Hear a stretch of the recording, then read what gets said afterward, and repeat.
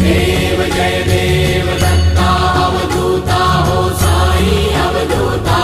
जोडून कर तव चरणी देवी तो माता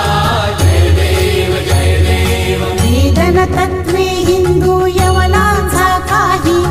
डावायासी झाला पुनरपि नरदेही पाहसी प्रेमाने तू हिंदू यवनाही डाविसी आत्मत्वाने व्यापक हा साई